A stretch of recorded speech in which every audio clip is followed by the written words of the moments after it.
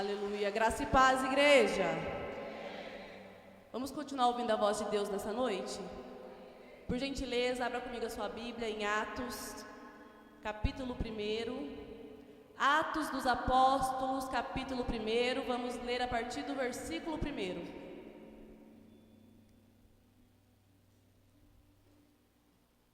Lembrando, igreja, que as crianças de 5 a 11 anos, está liberada a escolinha, a professora irmã Daiane está ali na porta, pode ir até lá, por favor.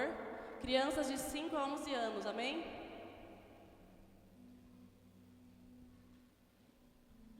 Aleluia. Diz assim a palavra de Deus. Em meu livro anterior, Teófilo, escrevi a respeito de tudo que Jesus começou a fazer e a ensinar, até o dia em que foi elevado aos céus, depois de ter dado instruções por meio do Espírito Santo aos apóstolos que havia escolhido. Depois do seu sofrimento, Jesus apresentou-se a eles e deu-lhes muitas provas indiscutíveis de que estava vivo. Apareceu-lhes por um período de 40 dias, falando-lhes acerca do reino de Deus.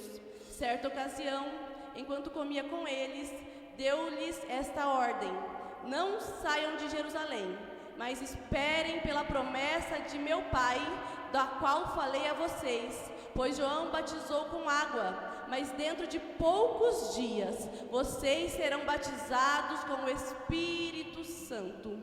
Então os que estavam reunidos lhe perguntaram: Senhor, é neste tempo que vai restaurar o reino a Israel? E ele lhe respondeu: não compete a vocês saber os tempos ou as datas que o Pai estabeleceu pela sua própria autoridade, mas receberão poder quando o Espírito Santo descer sobre vocês, e serão minhas testemunhas em Jerusalém, Judeia e Samaria e até os confins da terra. Tendo dito isso, foi elevado às alturas.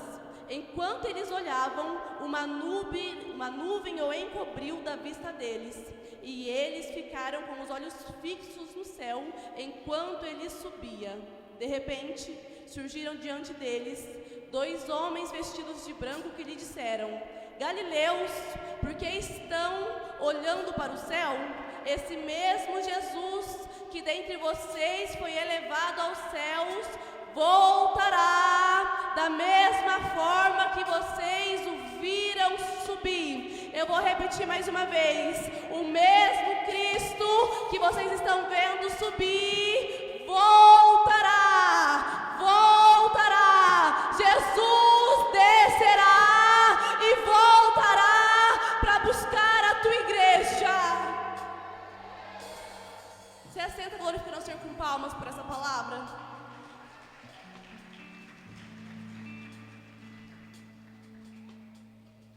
Igreja, o livro de Atos dos Apóstolos muito provavelmente foi escrito pelo médico e evangelista Lucas. Ele é praticamente uma continuação do livro de Lucas. Lá em Lucas, a gente lê sobre a história de Jesus. E em Atos, nós lemos sobre a história dos apóstolos que ficaram incumbidos de propagar a história de Cristo sobre a igreja. Atos dos Apóstolos narra aproximadamente os primeiros 30 anos da igreja primitiva, a primeira igreja que surgiu após a ascensão de Jesus aos céus. E no capítulo 1 de Atos, que você leu comigo, Lucas vai dizer que Jesus, depois que ressuscitou, passou 40 dias na terra, dando instruções aos discípulos, ensinando, dando as últimas instruções. Ele estava preparando os seus discípulos para a subida dele, para a partida dele e para que eles recebessem o Espírito Santo de Deus. Jesus iria subir, mas ele havia deixado uma palavra, ele havia deixado uma promessa sobre a vida deles. E a palavra era: eu vos dou poder e autoridade. Poder e autoridade para curar doenças, poder e autoridade para curar enfermos, para pisar na cabeça da serpente, para expulsar demônios. Eu vos dou poder e autoridade. O que Jesus estava dizendo aos discípulos é: a partir de agora, o ministério vai acontecer através de vocês. Eu já vos dei poder e autoridade. Eu ministro sobre sobre vocês, e se vocês crerem, farão obras ainda maiores do que eu fiz. Antes de Jesus subir, ele liberou essa promessa, que haveria poder e autoridade sobre a igreja. Poder e autoridade. Jesus discipulou, ungiu, ministrou. Agora o ministério é com vocês. Agora é com vocês. Agora é comigo. Agora é com você. Agora é com nós. Você entendeu isso? Que o poder e a autoridade de Jesus já foi derramado sobre a igreja. Já está sobre a igreja. É nosso. É só você tomar posse. Quando você entende isso, você começa a entender que você não tem que ter medo do diabo. A igreja se sujeita a Deus, resiste ao diabo, e a Bíblia diz que é Ele quem fugirá de nós. Quando você entende isso, aleluia, quando você entende isso, você entende que não tem que ter medo, não tem que andar na sua casa de cabeça baixa, amedrontado, não. Você tem que entrar lá dentro de cabeça erguida, levantando as mãos e declarando: aqui dentro não, vício, eu não te aceito. Aqui não, depressão, doença, vai embora. Prostituição na minha casa, vai embora. Porque quem manda aqui sou eu, pela autoridade e poder que o Espírito de Deus me deu. Já está sobre a igreja. Está comigo, está contigo. Lucas diz que Jesus passa 40 dias aqui, ensinando, dando as últimas instruções. E você leu comigo, a Bíblia diz assim, que nesses 40 dias, ele se apresentou aos discípulos e deu provas indiscutíveis de que estava vivo. Repita comigo: indiscutíveis. Mais uma vez, indiscutíveis. Sabe o que é prova indiscutível? É que é uma certeza. Não há dúvida. Não há dúvida. Não há dúvida. Não há dúvida do que, pastora? Que ele cumpriu o que ele disse lá em Mateus 12, quando ele disse que o Filho do Homem ficaria por apenas 3 dias no coração da terra. Foi só 3 dias, porque ao terceiro dia o Filho do Homem venceu a morte e ressuscitou. Ele ressuscitou. Ele venceu a morte. Cristo venceu a morte. E é por isso que lá em Apocalipse, João vai ter uma visão em que Jesus vai dizer para ele: eu sou o Alfa, o Ômega, o princípio, o fim. Eis que estive morto, mas estou vivo entre os séculos dos séculos e possuo a chave da morte e do inferno nas mãos. Ele venceu a morte. Ele tem a chave da morte nas mãos, porque ele venceu a morte ao terceiro dia e ressuscitou. Jesus passa 40 dias ensinando, dando as últimas instruções antes da sua ascensão aos céus. E no último dia, você leu comigo, Atos capítulo 1, era a véspera do Pentecostes. Jesus está ensinando os seus discípulos. Aí alguém vai dizer: Jesus, é nesse tempo que vai ser restaurado Israel? Aí Jesus diz assim: quanto ao tempo e à data, não compete a vocês saberem, apenas ao Pai que está nos céus. Mas vocês receberão poder e autoridade. Ou seja, não compete saber a data, mas fica tranquilo, porque eu vou subir e vocês não vão ficar desamparados. Vocês receberão poder e autoridade do Espírito de vida, para que vocês levem o meu nome em Jerusalém, Judeia, Samaria e até os confins da terra. Olha que interessante, até os confins da terra. Começou em Jerusalém, mas não ficou só em Jerusalém, não. Começou em Jerusalém, Judeia, Samaria, mas é até os confins da terra. Começou lá, mas não parou lá não. É pra mim e pra você, é pra mim e pra você. O que, pastora? Ele nos chamou para sermos testemunhas, anunciadores da palavra. Você foi chamado para ser testemunha de Jesus. Testemunhar o que, pastora? Que o Cordeiro vivo deixou o seu corpo glorificado à direita do Pai, se fez carne, habitou entre nós, abriu os braços e disse: Pai, está consumado.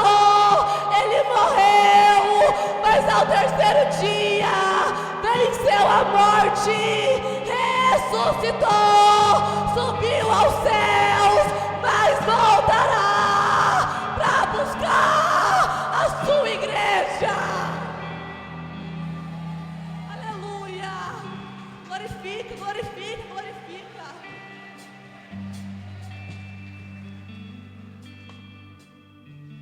Acerca do tempo e a hora não compete a vocês. Jesus já havia dito isso em outras ocasiões. Lá em Marcos 13, ele disse algo parecido, quando ele disse assim: o dia e a hora, nem os anjos do céu, nem o Filho sabem, apenas o Pai que está no céu. Só que ele disse naquela ocasião: vigiai e orai. Se você ler lá em Marcos 13, você vai ver que nessa oportunidade ele fala os sinais da vinda dele, diz que ninguém sabe o dia e a hora, mas ele conta uma parábola. E na parábola ele vai dizer assim: que o senhor da casa foi fazer uma viagem e que ele deixou autoridade sobre os servos e cada um a sua obra, e que os servos não sabiam quando o dono da casa voltaria, e por isso os servos tinham que estar sempre em vigilância para não dormir quando o dono da casa voltasse. Com essa parábola Jesus está dizendo: eu sou o dono da casa, eu vou fazer uma viagem até o Pai, eu vos dou autoridade e cada um segundo a tua obra. Vocês não sabem quando eu vou voltar, mas fiquem vigilantes. Cuidado, cuidado para não estar dormindo quando o dono da casa voltar. Cuidado para não estar dormindo, vigie. Foi isso que Jesus falou. Mas quanta gente dispersa, quanta gente dormindo. Eu vejo sinais todo dia, eu abro o celular, eu vejo sinal, eu ligo a televisão, eu vejo sinais acontecendo. E o povo está disperso, está dormindo, não está vigiando. Os sinais estão se cumprindo. Chega de brincar de ser crente, chega de brincar de ser crente, porque Jesus vai voltar para buscar a tua igreja lavada e remida. Já vi algumas pessoas falando assim, não aqui, lá fora: ai, porque hoje ninguém mais prega o que é pecado. Ai, você não sabe não, né, inocente? Me desculpa, mas com a informação que nós temos hoje, com o conhecimento e sabedoria que nós temos hoje, salvo raras exceções, eu duvido que alguém em idade de conhecimento não saiba o que é pecado. Você não sabe não, que esse adultério é pecado, que essa sua língua grande é pecado, que fornicação é pecado, que o vício é pecado. Você não sabe, tem que vir alguém aqui te explicar. Chega de brincar de ser crente. Você sabe o que é, o que não é. Não dá para alegar inocência numa altura dessa. Não dá mais. A igreja está dispersa. Não toda a igreja, ainda há um remanescente fiel, e eu creio que você faz parte dele. Muita gente dispersa, dormindo, que não está vigiando. Talvez você esteja ouvindo isso e dizendo: pastora, eu me dispersei. É verdade, eu não posso mentir, eu me dispersei. Foi tanta dor, foi tanto sofrimento, Foi tantas lágrimas que eu me afastei no caminho do Senhor, que eu me dispersei, que eu não vigiei, que eu não orei, que eu deixei de buscar. Eu sei que a dor, que a tristeza, às vezes cega a gente, paralisa, faz a gente perder a visão. Como assim, pastora? Eu vou dar um exemplo que eu gosto muito. Lembra dos 2 discípulos a caminho de Emaús? Lá em Lucas 24, Lucas vai dizer assim, que Jesus tinha acabado de ressuscitar e aparecer às viúvas. Desculpa, às mulheres. Tinha acabado de ressuscitar e aparecer às mulheres. E tinham 2 discípulos e não 2 dos apóstolos. Um deles, o nome é Cleopas. A Bíblia não diz o nome do outro. Eles estavam caminhando, indo à aldeia de Emaús.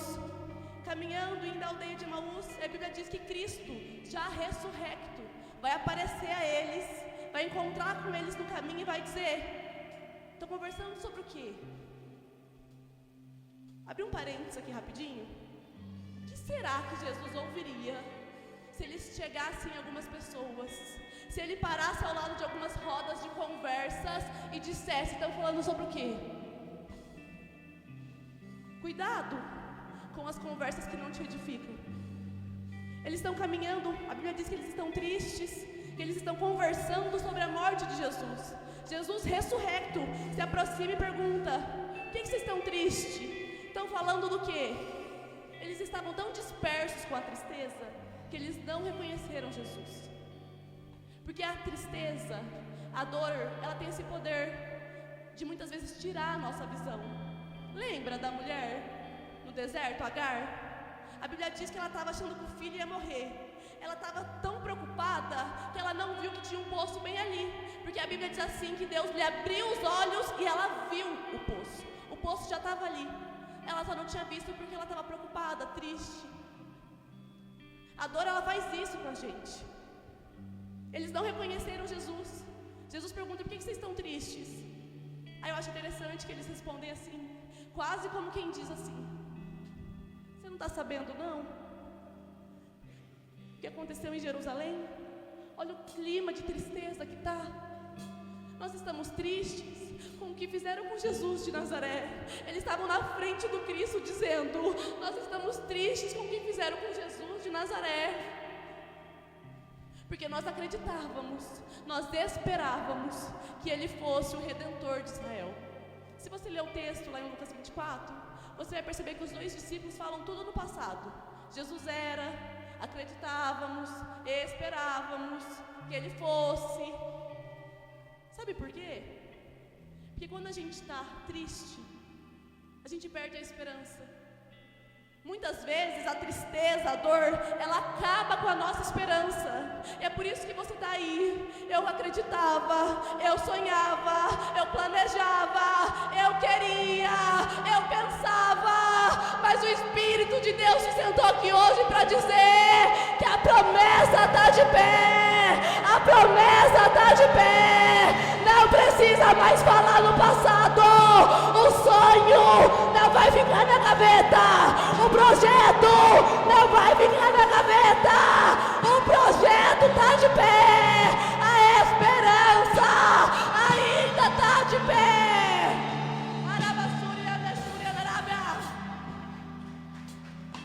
A promessa está de pé. E o mais importante de tudo, a maior promessa de todas, Jesus, a esperança da glória, ainda está de pé. Aí Jesus vai conversando com eles no caminho. A Bíblia diz que Jesus começa a pregar as Escrituras para eles. Cristo ressurrecto, caminhando com eles, a caminho da aldeia de Emaús, pregando o Evangelho. Eles não reconheceram ainda. Eles já estavam à mesa. Quando Jesus parte o pão, a Bíblia diz que os olhos deles se abrem. Aí eles reconhecem Jesus. E eu acho lindo porque é nessa hora que eles reconhecem Jesus, que a Bíblia vai dizer que eles dizem assim: realmente ardia em nós o nosso coração, quando no caminho Ele falava, os olhos, a visão, não viu, não reconheceu que era Jesus, mas a voz dele é inconfundível. O que eles estão dizendo é: a nossa visão se enganou, mas no nosso coração a voz dele queimava, a voz dele é inconfundível.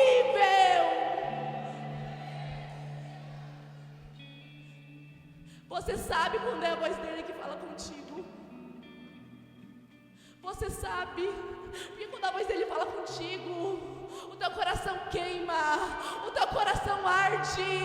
Só quem aqui já teve um encontro com ele é que sabe o que a nossa alma sente quando ele nos chama pelo nome. A tristeza até pode ter tirado a sua visão temporariamente, mas você reconhece quando é a voz dele falando contigo. Você sabe quando é a voz dele que queima aí dentro. Jesus se apresenta a eles, e no mesmo instante, Jesus some. Aí a Bíblia diz assim, que os 2 discípulos, eles vão se levantar e vão imediatamente a Jerusalém. Imediatamente. O que é imediatamente? Vamos agora. Não dá para esperar. É agora. É nesse minuto. Não tem tempo. Levanta, vamos, é urgente. Imediatamente, aquele senso de urgência. Porque quando a voz dele queima aqui dentro, o nosso espírito reconhece o senso de urgência de voltar para Jerusalém, de voltar ao lugar de filho, de voltar ao lugar de adoração, de voltar ao lugar de comunhão. Eu sinto graça em dizer isso aqui agora. E essa palavra tem endereço aqui hoje. É tempo de voltar. É tempo de voltar ao seu lugar de filho, ao seu lugar de filha. É tempo de voltar à comunhão, ao centro da vontade do Pai. Jesus está dizendo para alguém que hoje: cadê aquela menina que eu olhei nos olhos e disse: eu te separei? Cadê aquele rapaz que eu te chamei pelo nome e eu disse: eu vou te levar longe? É tempo de voltar. Jesus está dizendo para alguém: volta, filha. O seu lugar na mesa está preparado, filho. É tempo de voltar ao seu lugar imediatamente. É um tempo de urgência. É tempo de voltar ao seu lugar de filho nessa noite. Eles voltam imediatamente. Eles entram em Jerusalém. Eles vão entrar em uma reunião em que estava os apóstolos, menos Tomé, e alguns outros discípulos. Gente, imagina o clima daquela reunião. Clima de dor intensa, de tristeza, de luto. Quem é que já passou por luto, você sabe o quanto dói. Mas era mais do que isso.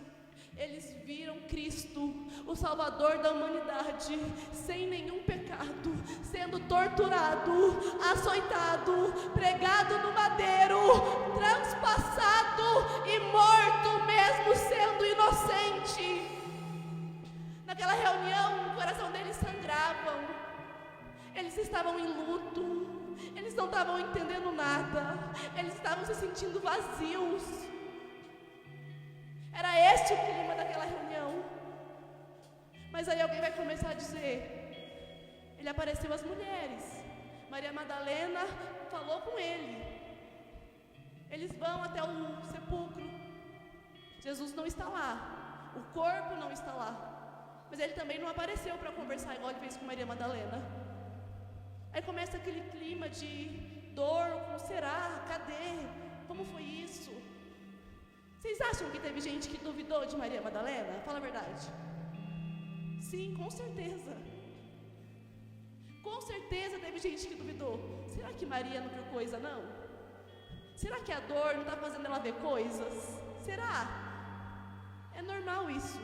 Você precisa entender que quem não viu o que você viu, quem não ouviu o que você ouviu, quem não teve um encontro com Ele que você teve, vai achar que você está maluco. Ai, pastora, ninguém acredita no que o Senhor confiou em mim. Ninguém acredita no que Ele colocou na minha mão. Ninguém acredita no projeto que Ele me entregou. Minha família acha que eu estou louca. Meus amigos acham que eu estou doido. Ninguém acredita em mim. Não tem problema não. Quem tem que continuar acreditando e confiando é você. Porque foi com você que Ele falou. Foi com você que Ele teve um encontro. É você que tem que acreditar.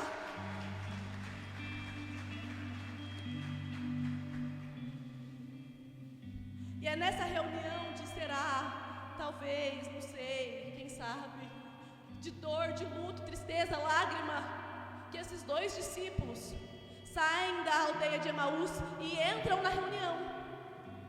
E eu imagino eles entrando do jeitinho que eles saíram da aldeia, imediatamente, sabe aquele senso de urgência? Já entra, Ele está vivo, Ele está vivo, apareceu a nós o vimos, falamos com Ele. Eu imagino assim, um senso de urgência. Aí a reunião, todo mundo calmo, o quê? Explica, como foi isso, quando foi, o que aconteceu? Eu imagino eles dizendo, no começo, a gente não reconheceu que era ele, né, Cleópatra? Mas depois, enquanto ele falava, a voz dele queimava em nosso coração. Era ele está vivo. Aí aquela reunião já começa a mudar o ambiente, já começa a entrar uma esperança um pouco maior, um clima de cadê? Parece que é verdade. Onde está o corpo? Parece que não é mentira não. Eles viram mesmo. O clima de esperança começa a entrar no ambiente. Mas eu acredito que alguém ainda chorava, outros não, outros já começaram a crer. É nesse clima de tristeza, dor, luto, com esperança, será talvez, que a Bíblia diz assim, que de repente, a paz seja convosco. O Cristo ressurreto entra no ambiente. Eu consigo imaginar a gritaria, a alegria, o espanto, o choro de tristeza se transformando em choro de alegria. Um discípulo grita, Yahvé, Adonai, e eles não conseguem acreditar. Quando Jesus entra no ambiente, o choro de tristeza se transforma em choro de alegria. Aí Lucas vai dizer que eles ficam espantados, que eles ficam felizes. Gente, imagina a cena. Triste, dor, luto. Aí de repente vem entrando pela porta o Messias ressuscitado. Jesus entra naquela porta e transforma o ambiente. Aí Jesus vai dizer a eles, vocês estão me vendo aqui, né? Pois bem, a partir de agora, vocês serão minhas testemunhas em Jerusalém e em toda a terra, e em meu nome vão pregar perdão de pecado e arrependimento. Jesus diz em toda a... Começou em Jerusalém. Eu já falei aqui hoje, eu vou repetir. Começou lá, mas não parou lá. É para mim e para você. Ele nos chamou para sermos testemunhas de que Ele foi morto, mas ressuscitou e voltará para buscar a tua igreja. Ele te escolheu, te levantou, te curou, te transformou para que você testemunhasse o que Ele fez na tua história.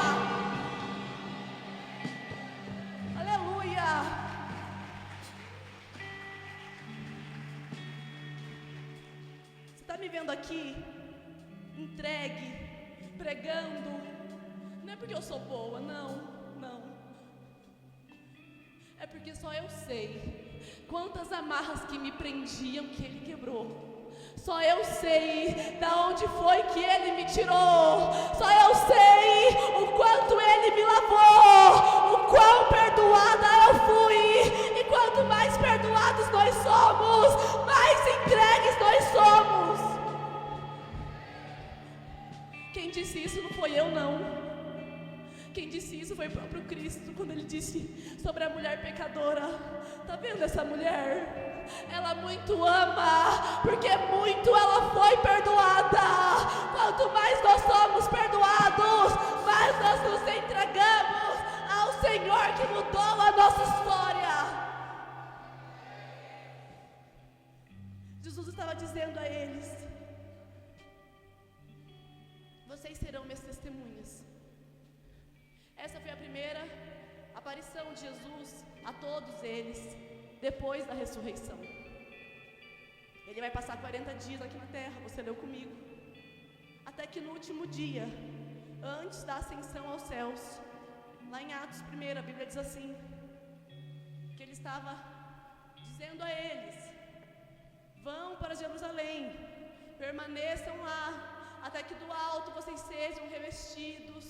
Enquanto Ele está falando isso, Ele vai subindo, e Ele vai subindo, e quando chega nos céus uma nuvem o cobre, e Ele vai subindo, os discípulos estão olhando, Ele sobe, até que Ele desaparece, e os discípulos estão lá. Imagino eu que pensando: e agora? Só que eles tinham uma palavra, e a palavra era: vocês serão revestidos de poder. Aonde? Em Jerusalém. Eles tinham uma palavra, só que eles estavam lá fazendo o quê? Parados, olhando. Seja a boca de Deus aí agora. Pergunta para essa pessoa que está do seu lado: você tem promessa? Pergunta para ela: você tem uma palavra? Fala para ela, então começa a caminhar em direção a ela. Então começa a caminhar em direção à palavra.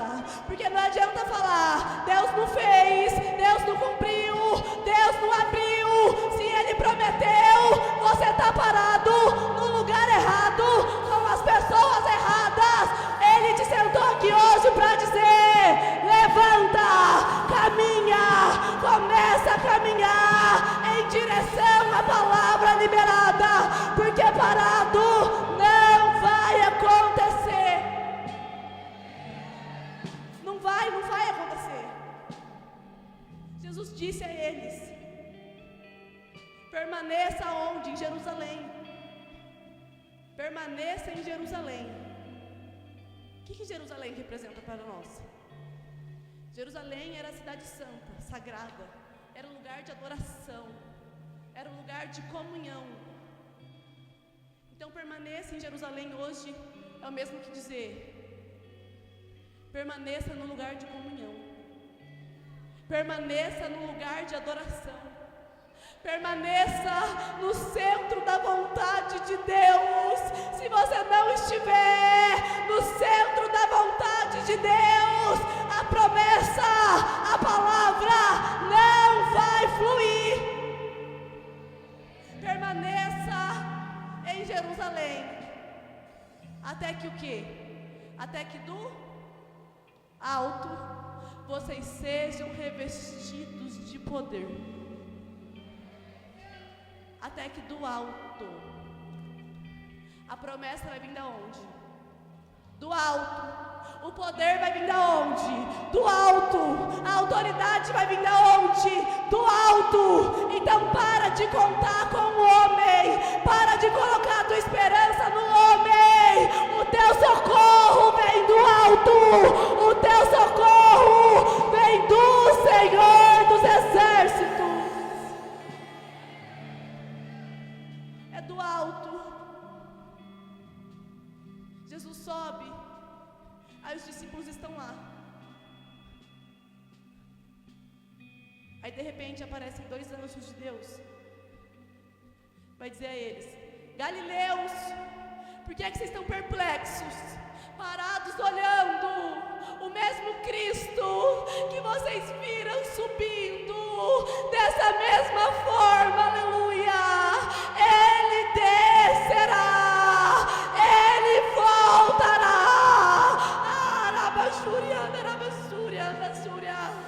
Ele voltará. Ele subiu, mas voltará. E é por isso que lá em Hebreus Paulo vai dizer: Cristo foi oferecido em sacrifício uma única vez para remissão de pecados, e Ele voltará uma segunda vez, agora não mais para remissão de pecados, agora para a salvação de quem, Paulo? Da igreja que o aguarda, daqueles que o aguardam. Quem falou não foi eu, quem falou foi Paulo. Ele vai voltar para a salvação daqueles que o aguardam. Eu faço parte desses que o aguardam. Quem mais faz parte? Você faz parte. Quem mais está esperando? Quem mais está aguardando? Eu estou aguardando a sua volta. Maranata, Maranata. Me ajuda, Dani. As minhas vestes brancas. Só quem está aguardando. Estou Só quem está esperando. Canta. Vamos dançar. Maranata.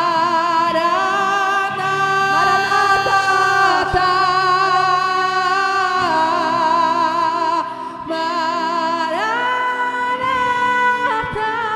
Eu já coloquei as minhas vestes brancas. Estou só te esperando ver. Quem é que está esperando? Cante, cante. Maranata. Nós estamos aguardando. Nós o estamos esperando.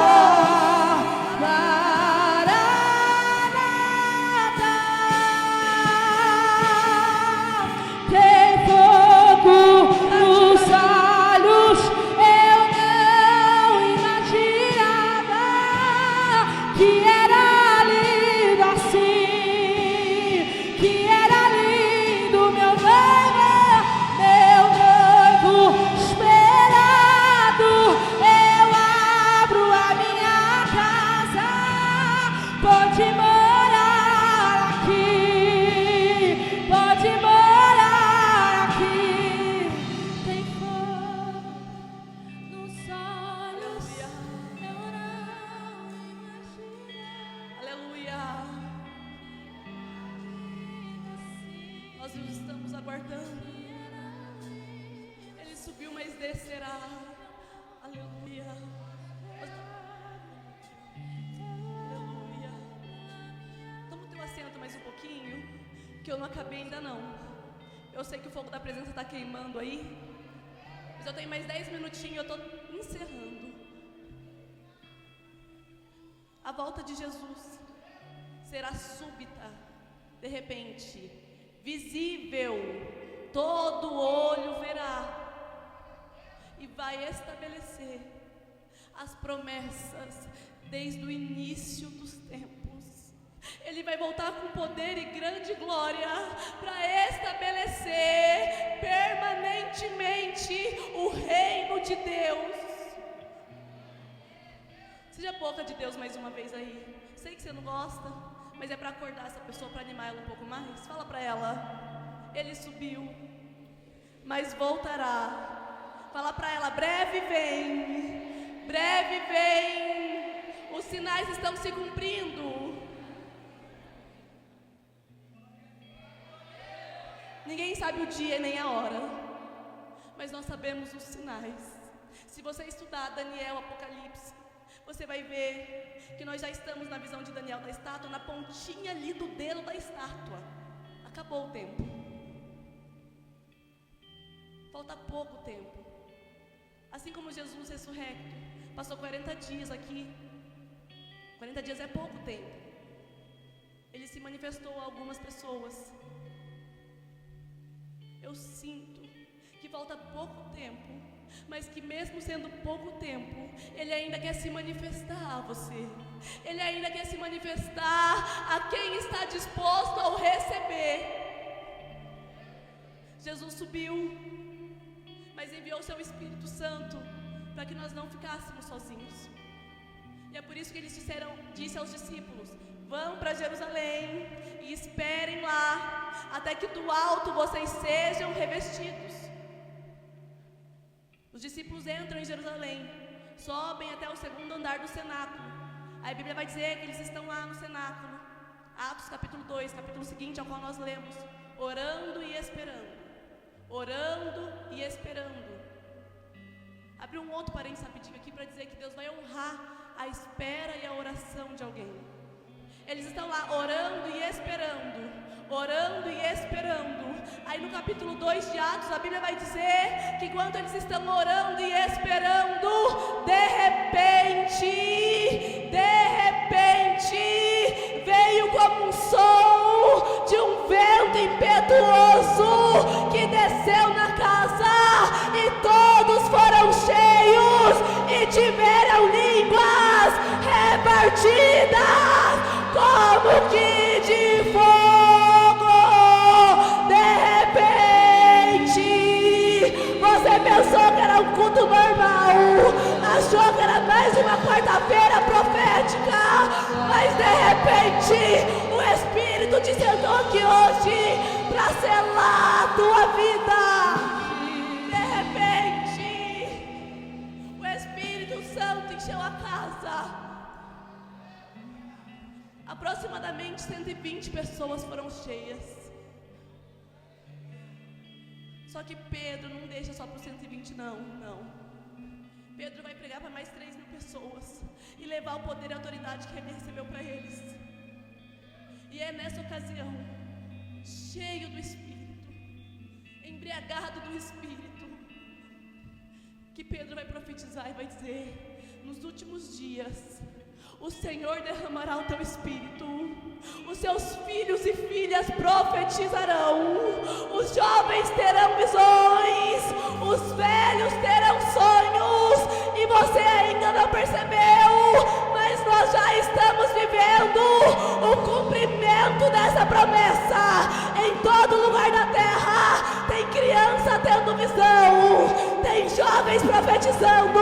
Deus tem levantado homens, mulheres, idosos, crianças para anunciar a tua volta. Nós estamos vivendo o cumprimento da promessa que começou lá em Atos 2. Começou em Jerusalém, mas não ficou só lá, não. É para mim e para você. O poder, a autoridade, o poder é para mim e para você. É para quem crê, é para quem recebe. Eu não tô nem aí se você não crê.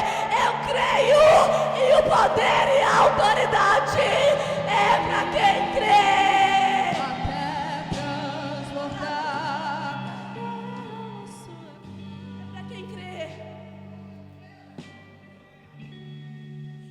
Graça que nos envolve, que Paulo vai dizer assim: vocês precisam entender o mistério. Que mistério, Paulo? Que ficou oculto todos os séculos, mas a nós, a igreja, foi revelado. Que mistério, pastora? Cristo em nós, a esperança da glória. Você acredite ou não, nós estamos vivendo os últimos dias da igreja sobre a terra. Mas há uma promessa sobre as nossas vidas. Cristo em nós, a esperança da glória. A promessa é que do mesmo jeito que Ele subiu, Ele descerá para buscar a tua igreja. Tem gente que vai dizer: não, falta muito ainda, porque o Evangelho ainda não foi pregado nos 4 cantos da terra. Quem disse? Ai, pastora, mas lá na Ásia, Tem aqueles países que é proibido, você sabe quais são. É proibido agora, mas já foi pregado lá. As cartas que Paulo escreveu foram para as igrejas da Ásia. Chegou para eles antes de chegar para nós. Chegou para todo mundo, mas nem todo mundo recebeu. Já foi pregado. É para quem recebe. Se coloque de pé nessa noite.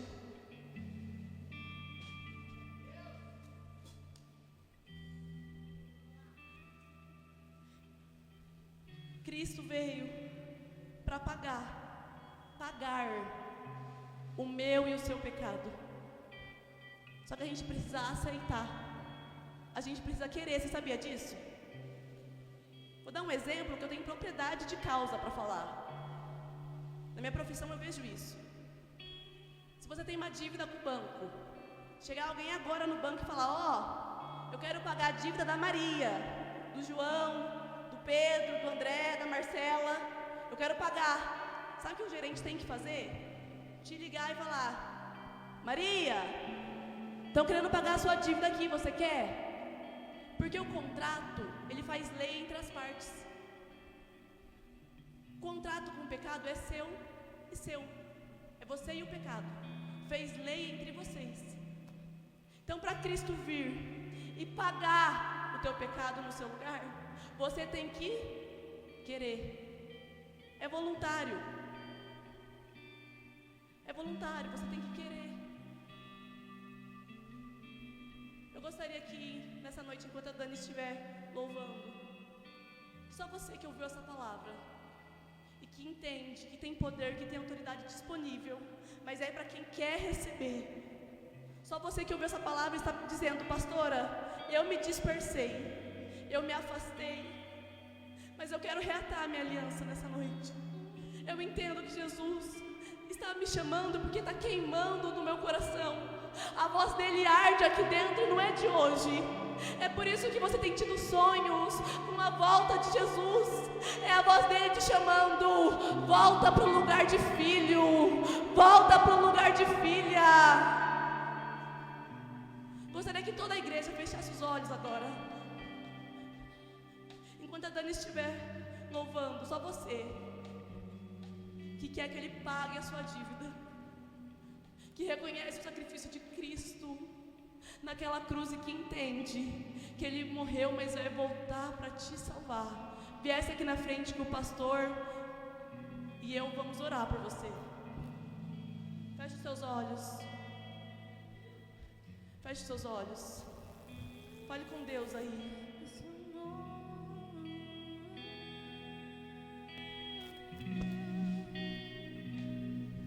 Me chegou na minha tormenta, me livrou em meus problemas, transformou minha tristeza e mudou minha vida inteira.